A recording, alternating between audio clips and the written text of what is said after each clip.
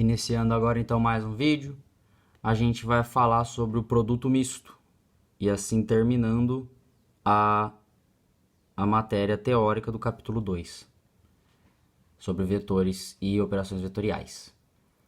É interessantíssimo que a gente compreenda que o produto misto nada mais é do que um produto misturado, onde eu misturo o produto escalar e o produto vetorial. Portanto, nada mais é do que isso. Ele pega o produto escalar e o produto vetorial e faz uma mistura dos dois.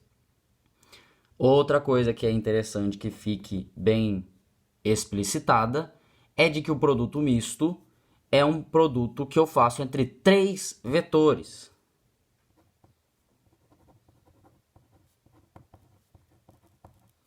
Três vetores. Eu uso três vetores para fazer o produto misto. Eu preciso de três vetores. Por quê? Porque eu vou fazer o produto vetorial entre dois deles e depois o produto escalar com o que sobrou. Então, o produto misto, a gente representa ele com os próprios produtos que eu estou realizando. Se eu tenho, então, os vetores U, V e W, eu tenho como representar o produto misto fazendo nessa ordem simplesmente o produto vetorial de V com W e depois o produto escalar de U com o vetorial de V com W. Ou seja, ficaria mais ou menos assim. Então, compreendido que a gente vai estar simplesmente fazendo os dois produtos ao mesmo tempo, né? E compreendido também que o produto vetorial estará na parte de dentro, ou seja, eu devo produzir primeiro um vetor com o produto vetorial, em seguida tirar o produto escalar com outro vetor. Não teria como fazer no jeito inverso. Por exemplo, não teria como eu fazer assim, eu tirar o produto vetorial de U com o produto escalar de V com W. Por que não teria como?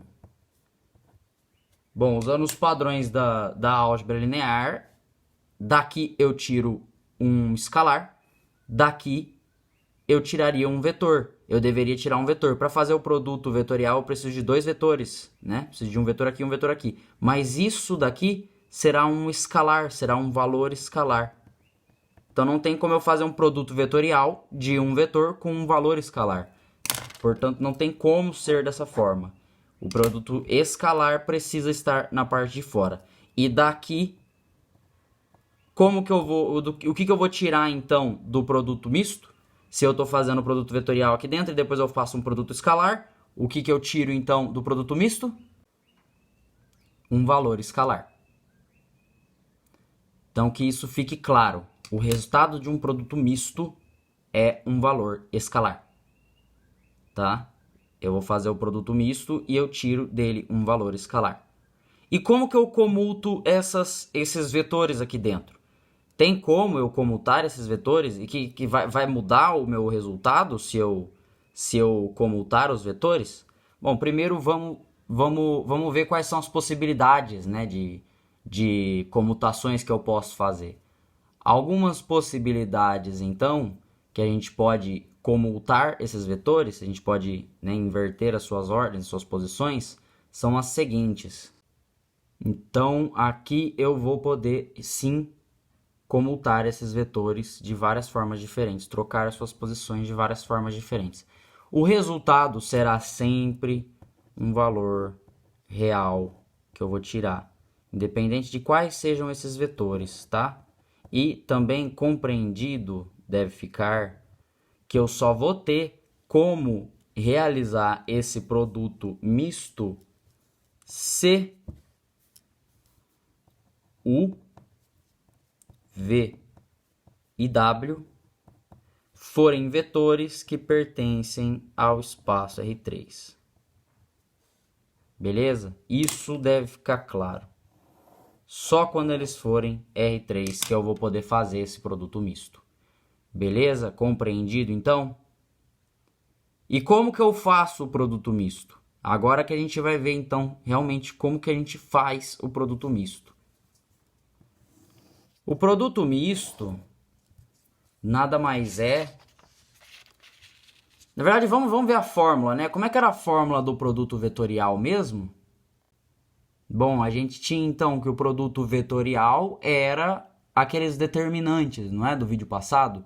A gente viu no vídeo passado que o produto vetorial era então os determinantes, né, gente? A gente viu que eram esses determinantes. Aqui eu fiz uma erradinha aqui, tá?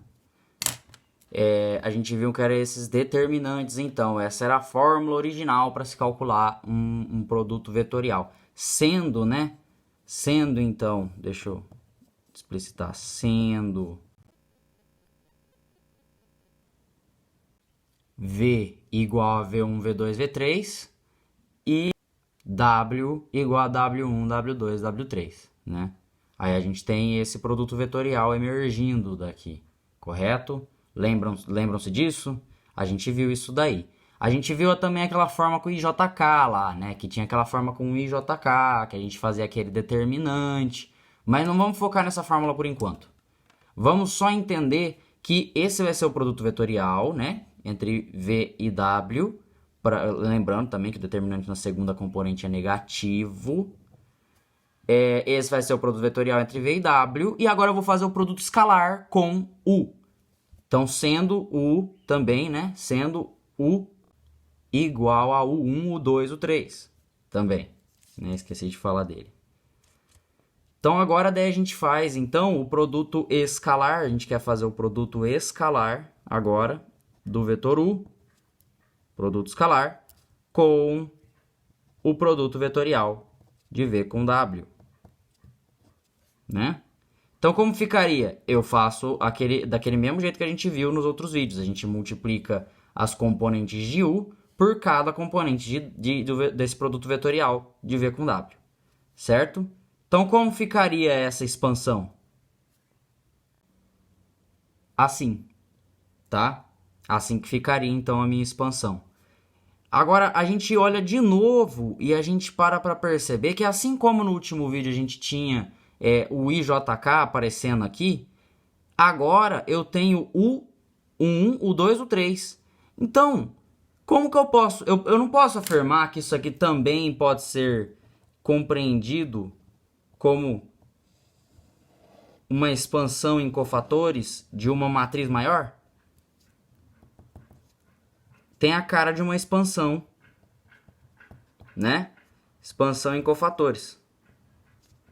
Mas eu preciso entender que o seguinte, qual vai ser a ordem do que eu vou estar fazendo? Qual que vai ser a ordem? Eu vou estar fazendo primeiro um, depois o outro. É aquelas permutações, né, que a gente falou. Porque a cara vai ser diferente para cada permutação que eu fizer, né, dessa conta que a gente vai fazer. Mas a matriz que a gente conseguiria realizando então né, essa permutação, essa formação aqui, essa conformação aqui do produto misto, então a matriz que a gente conseguiria como sendo essa a sua expansão em cofatores, seria a seguinte matriz. Esse seria o determinante, então, que eu poderia expandir em cofatores dessa forma, fazendo uma expansão em cofatores na primeira linha, né? Porque na primeira linha, eu iria, então, fazer o 1 vezes o menor quando eu tiro a primeira linha e a primeira coluna. Ia ficar essa matriz V2, V3, W2, W3.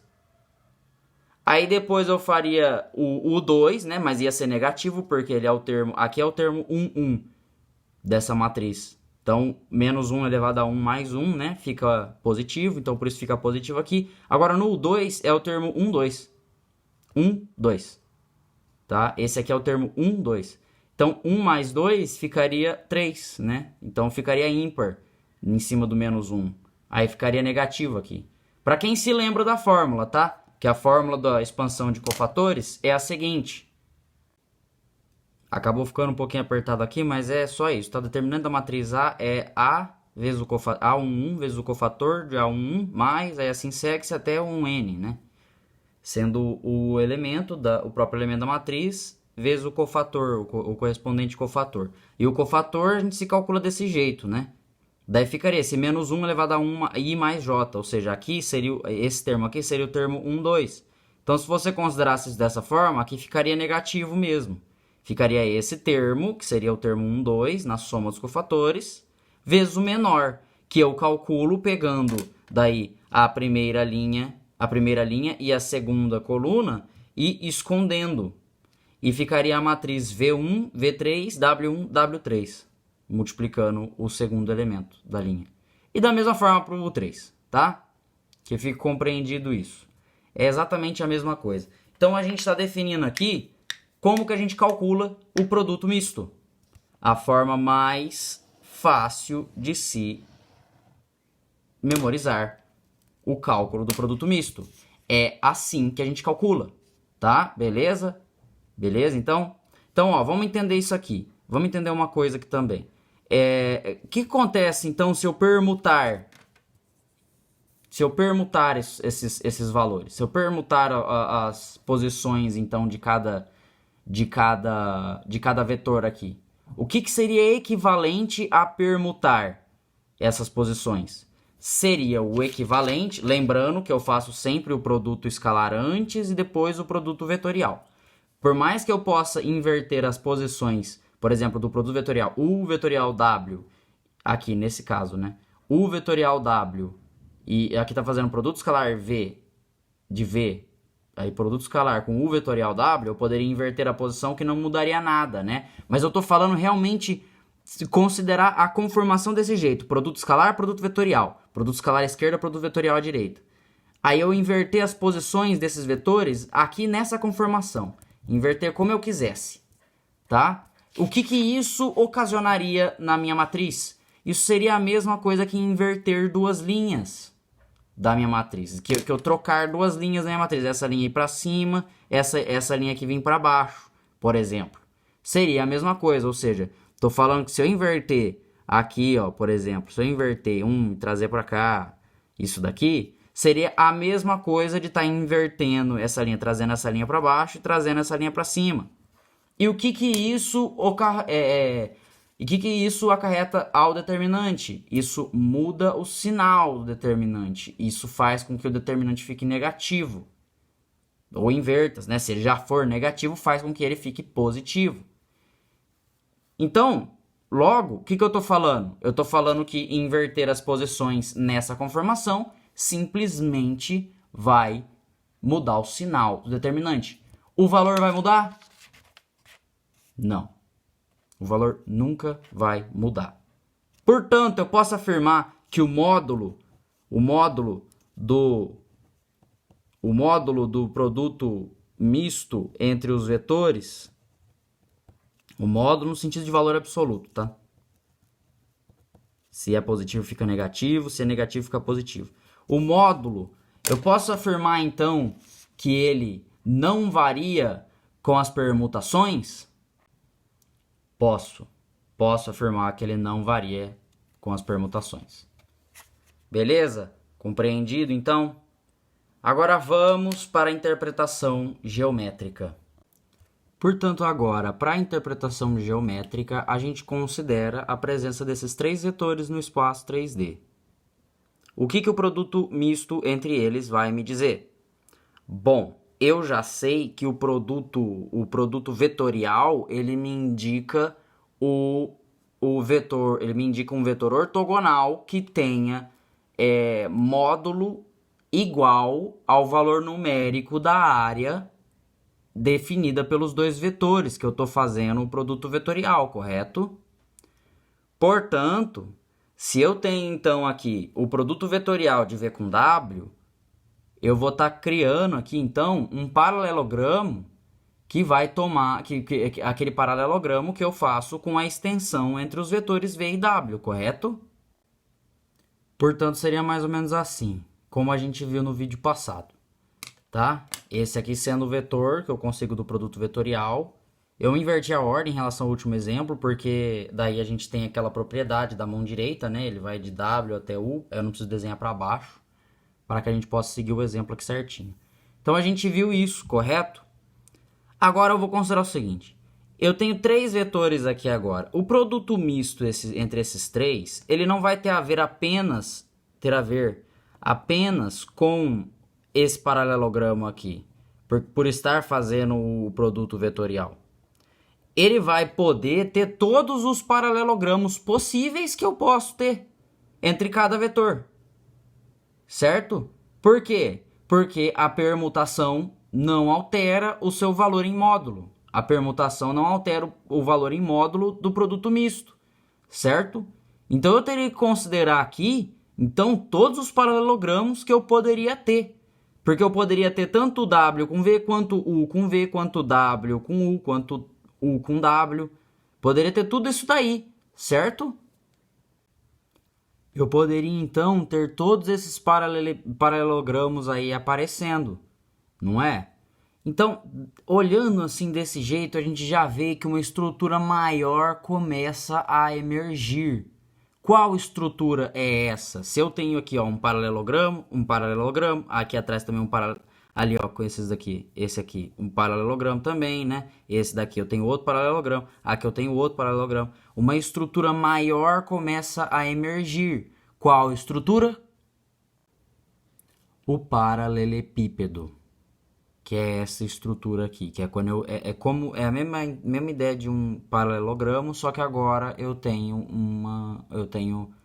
um sólido em 3D, não é? Então, como que a gente calcularia, como que seria se eu quisesse calcular o volume agora desse paralelepípedo? Agora eu queria calcular o volume do paralelepípedo. Como que eu calcularia o volume desse paralelepípedo? Em termos dos vetores que eu usei para fazê-lo. Agora eu quero calcular esse volume aí. Como que eu faria isso? Qual que é a melhor forma de fazer isso? Bom, eu já sei que o seguinte, como que a gente calcula o volume de um sólido que seria nesse caso aqui um prisma, né? Um prisma, isso é um prisma. É a mesma ideia de um prisma que eu tenho, tá? Se a gente seguisse a dedução lá, a gente trabalhasse ela, a gente ia ver que o volume nada mais é do que a área da base, né? Vezes a altura. Nada mais é do que a área da base vezes a altura. Ah, a altura vai ser um dos lados do paralelepípedo? Não, gente. É igual àquela ideia do paralelogramo. A altura vai ser na direção ortogonal aqui, ó. Vai ser numa direção ortogonal. A altura vai ser, então, numa direção ortogonal. Tá? Vai ter que ser numa direção ortogonal aqui. Beleza? Essa vai ser, então, a altura. Essa seria a altura que eu iria utilizar para fazer esse cálculo. Então, como que eu calcularia essa altura? Como seria para calcular essa altura? A altura desse paralelepípedo, né? Como que eu faço, então, para determinar? Porque a área da base, ó, vamos entender. A área da base, eu posso chamar de um dos lados do meu paralelepípedo. Então, eu posso usar tanto esse aqui embaixo, quanto esse aqui do lado, né? Quanto esse aqui em cima também, mas daí a altura seria para baixo. Aí eu posso usar também aqui, esse aqui atrás, aqui desse lado de trás ali, tá? Poderia ser qualquer um desses lados aí para usar como área da base. Mas a altura, ela tem que ser na direção que sai sai ortogonalmente dessa área que eu estou usando e vai até o ponto de cima, até a face de cima, né? Porque a ideia é essa área, essa aresta aqui do paralelepípedo, esse lado, essa face do paralelepípedo deve ser paralela, deve ser paralela a essa face aqui do paralelepípedo. Deve ser perpendicular. Essa face aqui da frente deve ser perpendicular a essa face de trás, paralela. Tô falando errado. essa área aqui deve ser, essa face aqui do paralelepípedo deve ser paralela a essa área aqui de trás. Assim como essa aqui da frente deve ser paralela a essa aqui também. Tá bom? Então, a altura vai ser essa projeção. Vai ser essa projeção, não. Vai ser essa distância aqui. Correto? Então, como eu faria para calcular essa altura? Eu faria, então, da seguinte maneira. Vamos lembrar que a gente tem, então, um ângulo bem aqui, né? A gente tem um ângulo bem aqui, né? Esse ângulo aqui. Vamos falar desse ângulo aqui um pouquinho. Esse vai ser o ângulo entre o quê? Esse aqui. Esse ângulo aqui eu vou chamar de alfa, tá? Chama de ângulo alfa. Esse ângulo aí, ele vai ser o ângulo, o alfa é o ângulo entre os vetores U e o produto vetorial de V com W, certo? Não é isso? Então, se esse é o ângulo entre eles, o que acontece? O que vai ser essa altura aqui? O que vai ser essa altura? Lembrando, o comprimento do produto vetorial é, então, igual à área da base. É o valor numérico para a área da base. Ele vai possuir o valor numérico para a área da base que ele indica. Tá? Beleza? Então, se eu preciso multiplicar a área da base, o valor da área da base, vezes o valor da altura, que é essa projeção aqui, como que eu indicaria? Qual que seria esse produto que eu estaria fazendo? Não seria, gente, não seria a projeção. Eu não estaria fazendo. Se eu quisesse fazer, eu não poderia fazer uma projeção aqui, ó. Uma projeção ortogonal aqui nesse aqui, ó. Não poderia fazer uma projeção ortogonal ali. E agora, pasmem, presta atenção aqui no que eu vou falar agora. Presta atenção. Esses lados aqui, por conta de o produto vetorial fazer 90 graus com os seus respectivos vetores, por conta dele fazer 90 graus com os respectivos vetores que o fizeram, esse produto, esse retângulo aqui, esse formato aqui, ó, esse formato aqui forma sim um retângulo. Conseguem visualizar isso? Ele forma um retângulo, ou seja, esses lados aqui são paralelos e iguais, esses também. Portanto, se eu pegar o vetor U e fazer o produto escalar dele com esse vetor aqui, eu vou estar falando do comprimento do vetor U, do vetor do produto vetorial, vezes o comprimento da projeção do U ao longo do vetor W vetorial V, certo? E eu vou estar, então, multiplicando essas distâncias. Eu vou estar multiplicando as distâncias. Essa distância com essa distância aqui, certo? Eu não vou estar multiplicando. Eu vou estar multiplicando essas distâncias, que é exatamente o que eu faço com a área da base vezes a altura. Não é? Não é isso, gente. Não é isso que eu vou estar fazendo? Eu posso definir dessa forma, então, porque o seguinte, se a gente quiser uma prova matemática, a gente precisa entender umas coisas. A gente precisa entender que eu vou ter um ângulo aqui também, e que, na verdade, seria, então, o seno desse ângulo θ. Seria o seno desse ângulo θ, né? Então, seria a área da base vezes a altura, que seria, então, a área da base, vamos lá, a área da base, que eu já sei que é, então, o módulo do produto vetorial de V com de W com V, de W com V, já sei que é a área da base, já sei que isso é a área da base, é o módulo, né?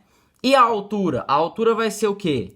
A altura vai ser, então, igual ao valor de U, o valor do vetor U, né? O módulo do vetor U vai ser o módulo do vetor u vezes o seno, porque aqui eu tenho um triângulo retângulo, por causa dessa projeção aqui que eu falei, que é a projeção, né? Vezes o seno do ângulo θ. Vezes o seno do ângulo θ. Beleza? Vai ser, então, esse ângulo θ aqui, certo? É o ângulo θ. Eu estou falando desse ângulo aqui agora, ó, o ângulo que o vetor u faz com esse paralelogramo, tá? Que aqui é a sua projeção. Aqui seria a sua projeção, tá bom? Agora eu quero que vocês entendam que o seguinte, esse vetor aqui, ele está numa projeção, ele está fazendo uma projeção, tá? E o que é importante a gente entender é que essa projeção aqui que ele vai estar fazendo, ela vai ser junto, assim como eu tinha falado que isso aqui vai ser um retângulo, né? Isso daqui seria um retângulo, ou seja, o vetor aqui do produto vetorial vai estar fazendo, então, um retângulo com isso daqui, onde o vetor u é uma diagonal desse retângulo. Eu estou falando bastante para que vocês consigam visualizar bem, tá? Para que vocês possam visualizar bem isso aqui que eu estou falando. Tá bom? Esse retângulo aqui, ó. Esse retângulo aqui. Onde o vetor u vai ser a diagonal desse retângulo. Tá, gente? Vai ser a diagonal desse retângulo. Não é? Não vai ser a diagonal desse retângulo? Tudo bem que a gente está fazendo um monte de afirmação aqui que a gente não está provando matematicamente, mas a prova matemática para tudo isso ia ser complicada. E ia tomar muito tempo. Então, o que eu estou querendo dizer? Eu estou querendo dizer que é o seguinte, como esse aqui é uma diagonal desse retângulo, eu posso afirmar que o ângulo alfa, que é o ângulo da diagonal com um lado do retângulo, e o ângulo θ, que é o ângulo da diagonal com o outro lado do retângulo, eu posso falar que eles somam 90 graus, não é? O alfa mais o θ vai me dar o 90 graus esse retângulo aqui, não é? Então, eu posso afirmar que alfa mais θ devem somar 90 graus, não é? Então, e se eu quiser, então,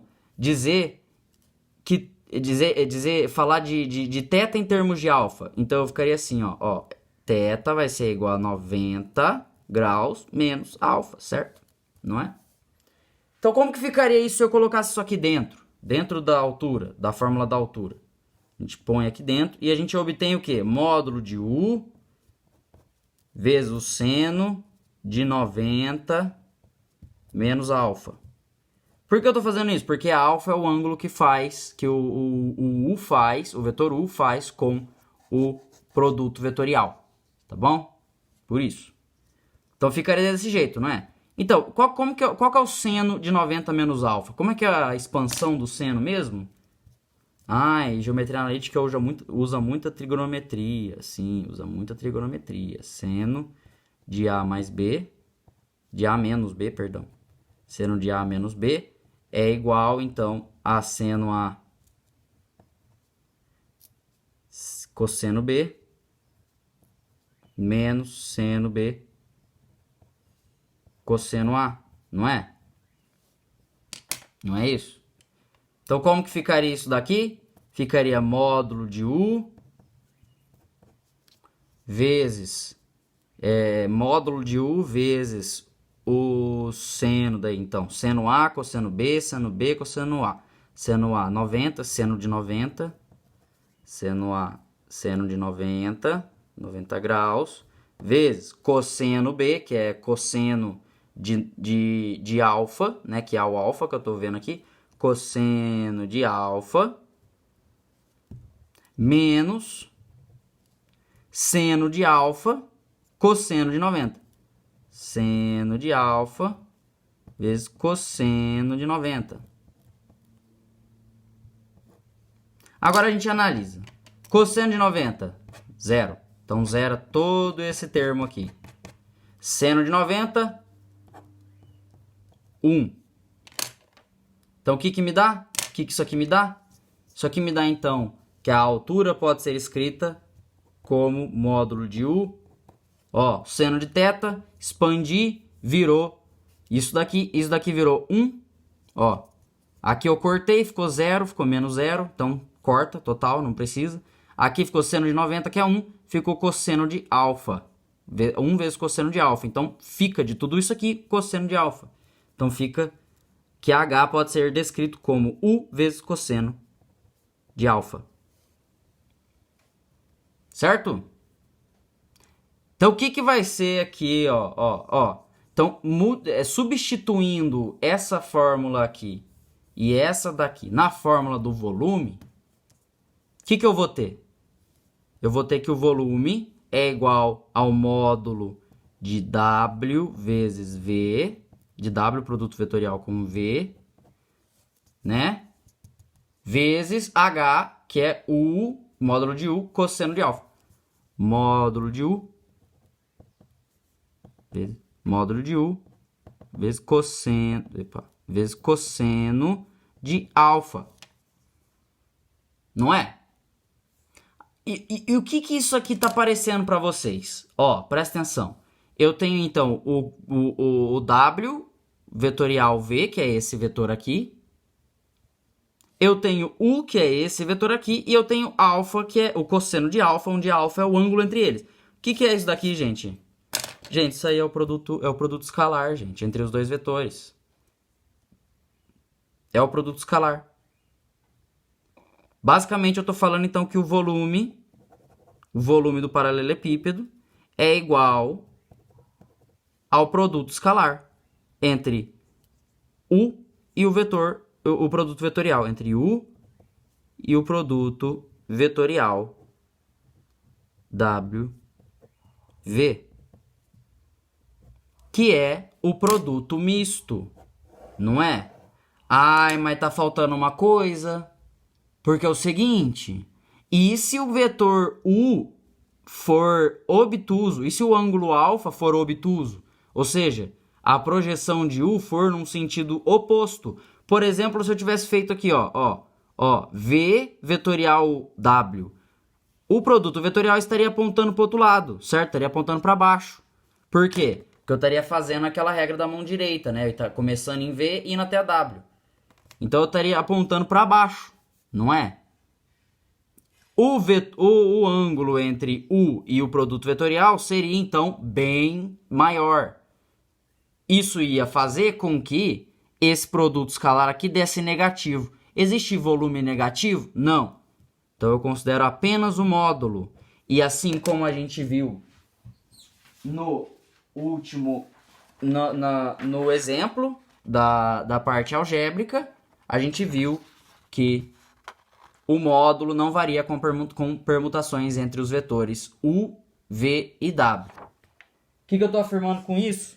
Que independente da ordem que eu fizer, esse produto aqui, independente do produto vetorial, poderia ter feito o produto vetorial entre U e V, ia dar um valor lá para frente assim, e fazer então o produto escalar de W com isso, ou poderia ter feito entre U e W também, que daria um para lá, um vetor para lá, e eu faria daí o produto escalar de V com esse vetor. E daria a mesma coisa, tá? É isso que precisa ficar entendido, gente. É só isso que precisa ficar entendido. Ou seja, o volume desse paralelepípedo pode ser, então, descrito como sendo o determinante U1, U2, U3, V1, no caso W, né? W1, W2, W3, V1, V2, V3. Seria esse determinante aqui, em módulo, em valor absoluto. Lembrando, em valor absoluto. Tá? Eu vou pegar e se for negativo, se der um valor negativo, eu tiro o valor absoluto, o módulo. Seria isso também. Então eu estou basicamente explicando para vocês que a interpretação geométrica para o produto misto é de que é de calcular o volume do paralelepípedo descrito pelos três vetores. Última coisa importante para a gente falar então agora é o seguinte. O que acontece se eu fizer então o volume do paralelepípedo descrito pelos três vetores e o módulo, então, de U, produto escalar com V vetorial W, ou W vetorial V, tanto faz, gente. E, então, esse módulo aqui der igual a zero. O que eu quero dizer com isso? O que eu posso afirmar, então, disso daqui? Eu vou estar afirmando, na verdade, eu vou estar provando que o paralelepípedo descrito entre esses vetores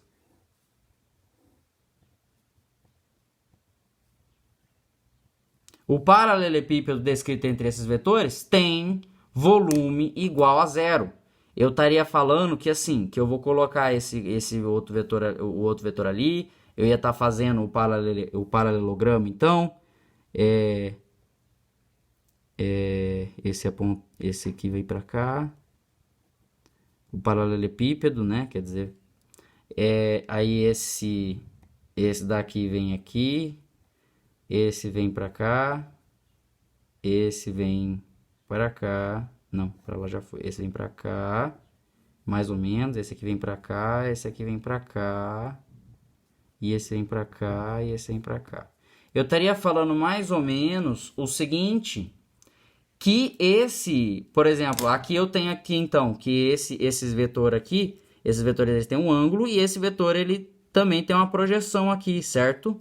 Então, e se eu pegasse esse ângulo aqui que ele faz, e eu fosse diminuindo, eu fosse trazendo ele cada vez mais para baixo, cada vez mais para baixo, eu não ia chegar num ponto onde eu ia estar, iam estar todos no mesmo plano?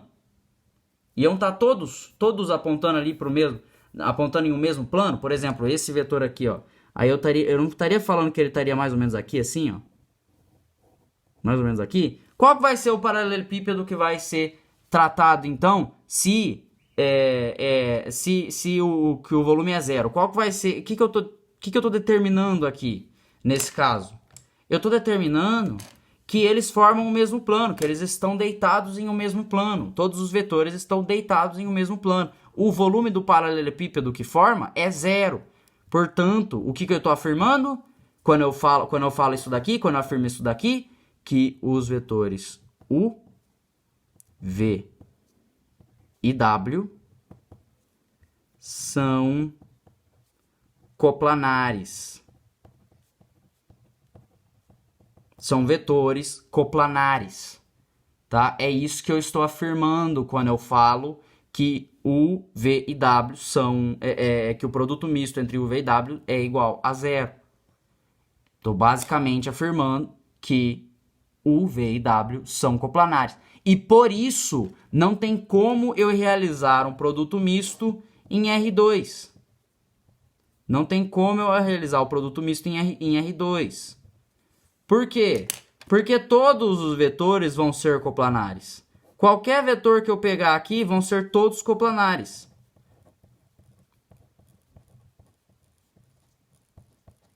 Portanto, o produto misto entre qualquer três vetores que eu escolher no R2 vai ser igual a zero. Já em R3, apenas vetores coplanares vão ter essa propriedade, de que o produto misto entre eles vai ser igual a zero. Então é isso. Se eu quero determinar, então, se eu tenho esses três vetores e eu quero determinar se eles são ou não coplanares, se esses vetores, por exemplo, eu quero determinar se os vetores U, V e W são vetores coplanares, dados esses vetores.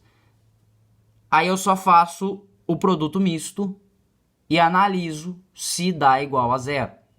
Se der igual a zero, significa que são coplanares, tá? Significa que são coplanares. E tem toda uma interpretação, agora acabando o capítulo, tem toda uma interpretação por trás dessa ideia de que o 1, o 2, o 3, V1, V2, V3, W1, W2, W3. A gente falou no último capítulo que existe uma interpretação por trás disso daqui. Quando eu pego uma matriz, eu faço um determinante e esse determinante, o determinante dessa matriz é igual a zero.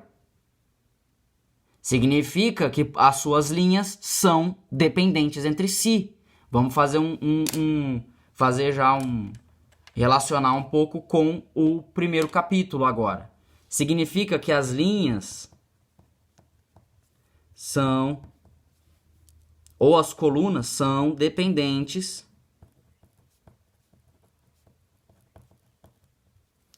entre si.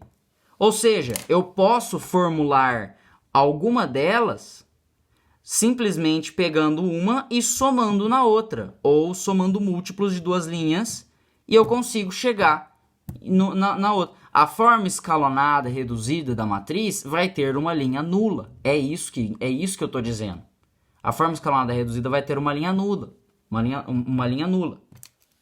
Tá? Ou seja, basicamente, se eu tenho outra puxada que a gente pode fazer. Então, se eu tenho aqui esses dois vetores, assim, ó. Se eu tenho esses dois vetores, tá? Aí eu tenho aqui, então, eles todos representados. Eles todos formando aqui um plano. Eles me denotando aqui, então, um plano. Imagina esse desenho, tá? Eles me denotando um plano em R3. Beleza? Aí eu pego... Deixa eu fazer assim. Aí, ó. Aí eu pego, então, e eu faço um terceiro vetor que também faz parte desse mesmo plano. Também faz parte desse mesmo plano. Esse aqui, ó. Também faz parte desse mesmo plano. Eu posso... O que eu estou falando?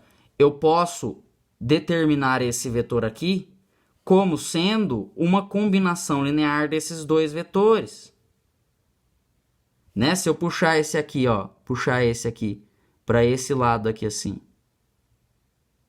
Ou não, mentira, não precisa. Eu pego esse daqui e eu puxo ele aqui, ó, na mesma direção dele, né? Mas eu começando aqui um pouco para trás, aí eu vou começando aqui para trás, aí eu chego. Então, utilizando esse escalar aqui desse vetor e esse escalar aqui desse outro vetor aqui, eu conseguiria, somando-os, chegar no vetor ali, né? Somando os escalares. Então, eu estou falando que o W, que esse vetor W, eu esqueci de dar os nomes. Esse vetor W, sendo esse aqui o V, o V1 e esse o V2, eu estou falando, então, que o W pode ser descrito como K vezes V1, K1 vezes V1 mais K2 vezes V2. E o que significa... o que significa isso, então, para a nossa matriz? Significa aquela ideia de somar as linhas. Eu tô pegando aqui, ó, a primeira, uma linha aqui, outra linha aqui. Vamos supor que esse fosse o V1 e esse aqui embaixo fosse o V2. Eu estaria, então, pegando aqui uma linha, multiplicando por um escalar e somando num outro múltiplo escalar da outra linha. Não é isso, gente. Não é isso que eu vou estar fazendo. Somando-se esses valores, eu consigo o vetor W. Então, daí, eu somando esses valores, eu consigo anular o vetor W. Eu consigo anular uma linha. Certo? Espero que isso tenha ficado compreendido. Porque isso vai ser muito importante. Porque em alguns capítulos a gente vai começar a falar sobre espaços vetoriais. E a gente vai falar muito disso daqui. Tá bom, gente? Agora, só não vai dar certo se o meu vetor estiver para fora desse plano. Aí eu vou precisar de um outro vetor para me indicar isso daí, tá? Para me indicar esse para fora do plano que ele vai estar fazendo. Aí eu vou precisar de outro vetor, beleza? Espero que isso tenha ficado compreendido, tá bom? Espero que vocês tenham entendido mesmo isso daí. Porque agora, assim, a gente acaba o capítulo 2 da matéria de Geometria Analítica e Álgebra Linear. Então, agora fica só os exercícios para gravar. E nos vemos, então, nos exercícios e nos vemos depois, assim, no capítulo 3, onde a gente vai falar sobre retas e planos. Até lá!